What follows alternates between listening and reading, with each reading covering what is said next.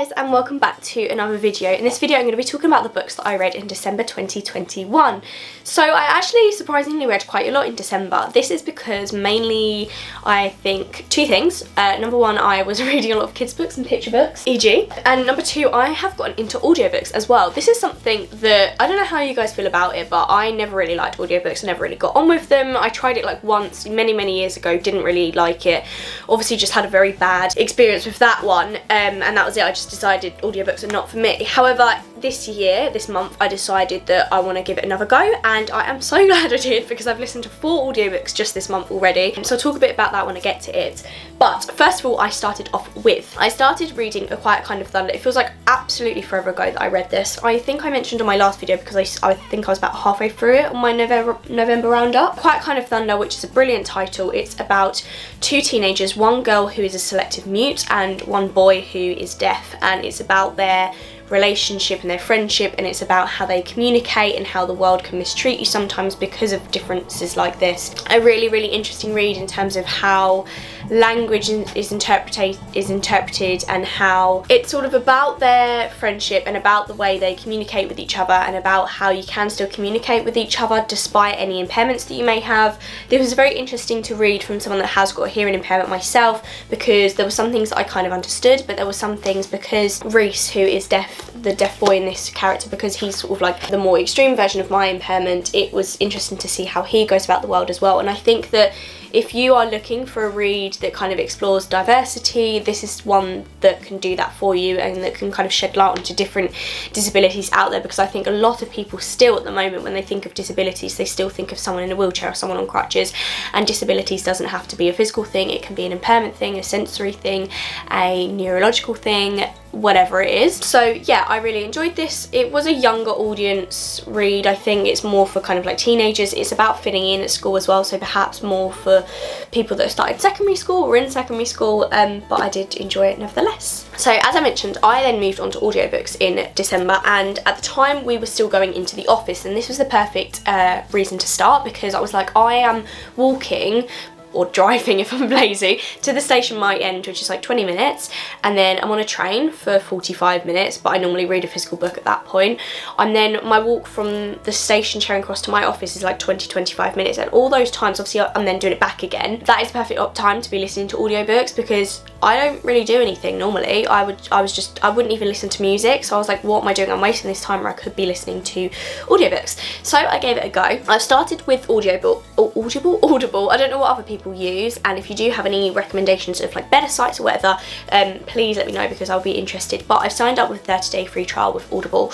As part of their free trial, you get your first month free audiobook. So the way it works is you pay, I think it's like $7.99 a month, and you get 1 audiobook a month with that subscription. Audiobooks are typically like £20 or something. They're more expensive because if you think about it, you've got to hire a narrator, you've got to hire out the studio, etc. So it's kind of a costly way of getting a book out there, I suppose, as opposed to like ebook, for example, which is super cheap. Essentially you're paying $7.99, but you could get a 3-hour audiobook with that, or you could get a 20-hour audiobook with that. Obviously, if you're sensible, you would get a longer audiobook with that, because it doesn't matter, you just get 1 audiobook a month.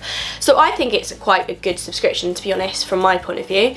However, it does limit you to just 1 audiobook a month, so once you've chosen your month's book, that's it, as far as I'm aware. However, there are some on Audible that are free, and the classics like The Great Gatsby are on there, and you can just download them anytime. As long as you have a membership, you can download them. With that said, I chose my first audiobook, my first book of the month, and that was Don't Laugh, It Will Only Encourage Her, which is Daisy May Cooper's book, and wow, top notch, 5 out of 5, 10 out of 10, amazing. I absolutely loved it, and I think it was brilliant to listen as an audiobook, because Daisy May Cooper narrates it herself. If you don't know who this is a UK comedian. It's her autobiography, so it's all about her life, but she says in the beginning something like, I've led the most ridiculous life, and that is exactly what it is throughout. She's basically telling all these unbelievable stories that you couldn't write as a fictional book, but they've actually happened to her. She says in the very beginning as well, which I like I'm not going to dwell on, you know, what I was like as a child and all this, like I'm going to skip all the boring parts and get to the interesting parts, which I loved. So she talks a little bit about her childhood and her younger brother and their relationship, etc. But essentially a lot of it is her moving through life and her career and where it took her, etc., because she features in a BBC programme called This Country with her brother, which which is what I knew her from. I followed her on Instagram and stuff as well, and the campaign behind it was great. If you haven't already seen, it's like this wonky knob thing. Look it up if you don't know what I'm talking about. But essentially it was a really good way to entice you into getting the book, and it worked with me, and I did really think it was a fantastic book. I think she is absolutely fantastic at telling stories. Again, helps that she has the most ridiculous and unbelievable stories in her life, but I was listening to it obviously as an audiobook and walking along London like actually chuckling to myself and thinking like this was the perfect book to pick.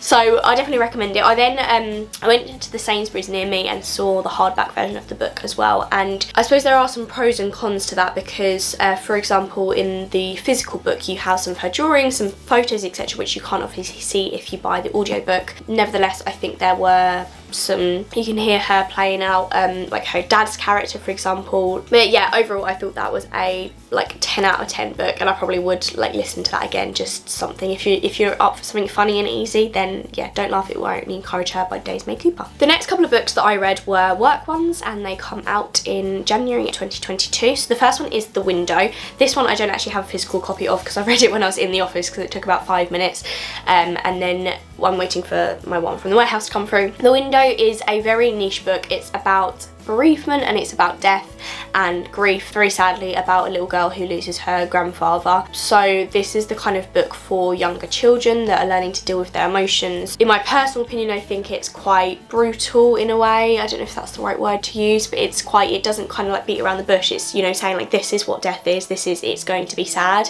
And sometimes I suppose depending on your parenting techniques or whatever, that is what you might need or you might want. But what is especially important in this book is at the back there are some notes from, I think it's like a psychotherapist, psychologist that deals with families and grief and bereavement, etc.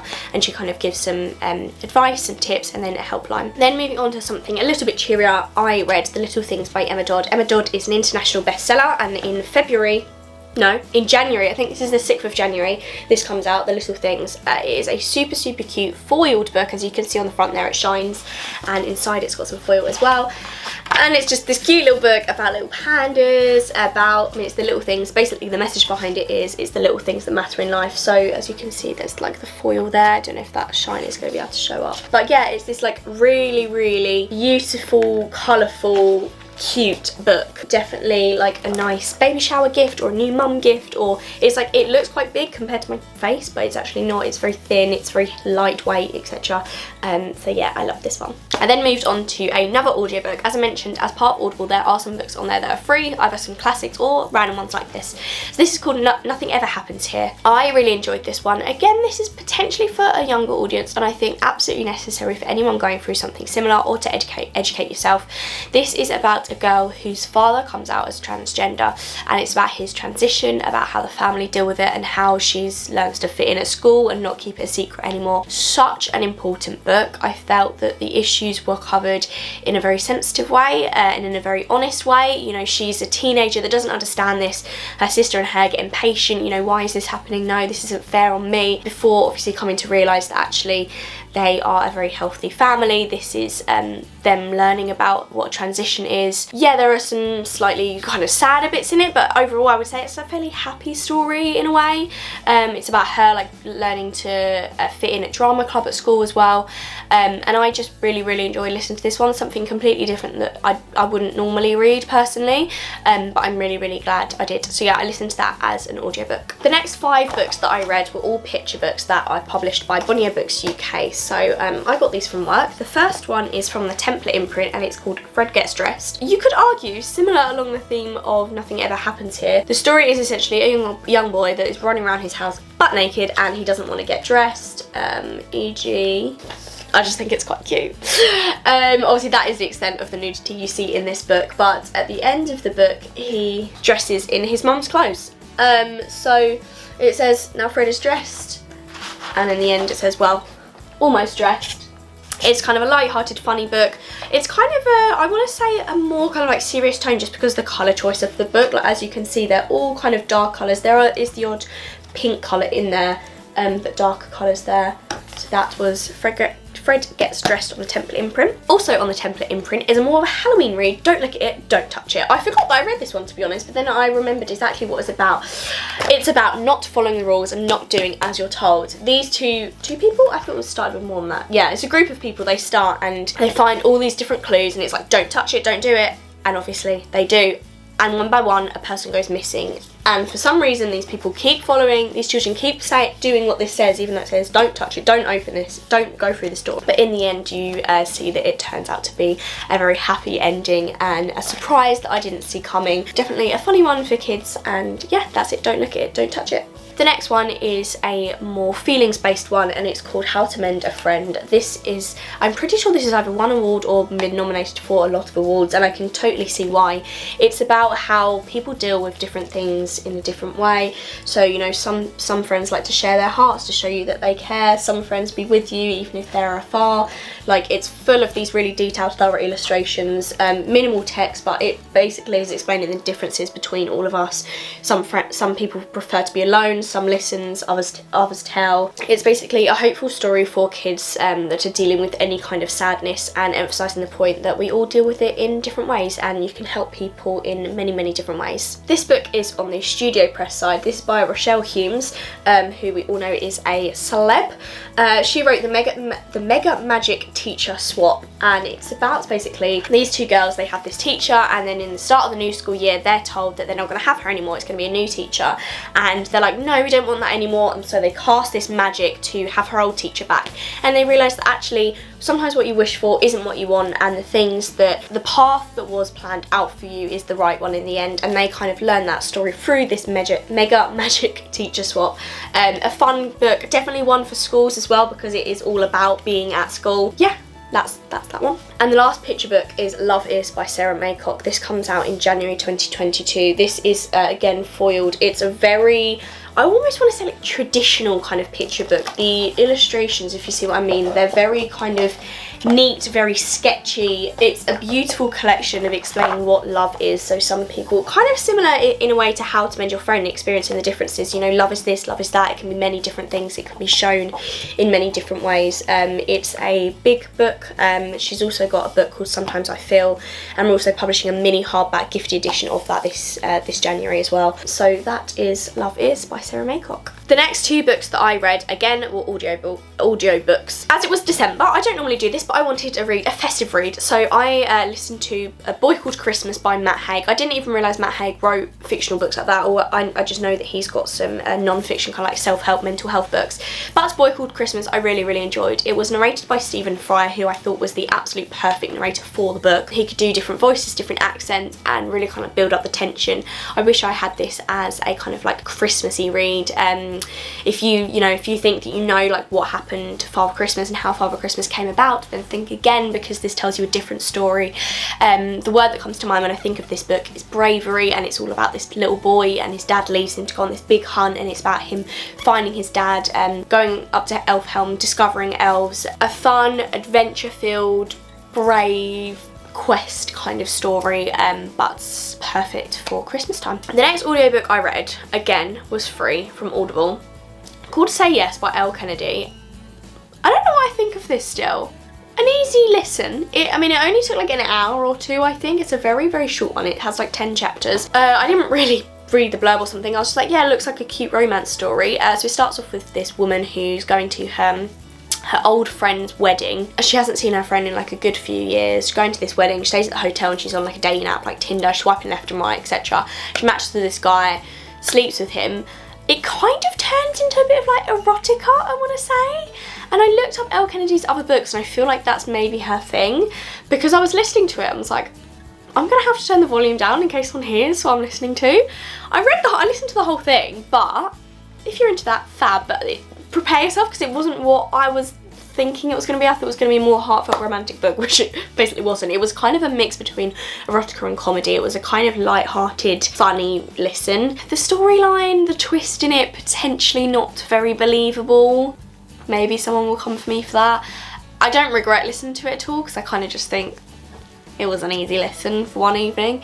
But yeah, listen to that. And finally, the last book that I read in December 2021, The Ends of the Earth by Abby Grieves. This was kindly gifted gifted me as I'm part of the blog tour in January 2022. This is about... Oh, what is it about? I love this book. I cried at the end of this book. I had tears in my eyes. It's about a woman called Mary, and her husband Jim, or James, went missing 7 years ago. He just disappeared one day.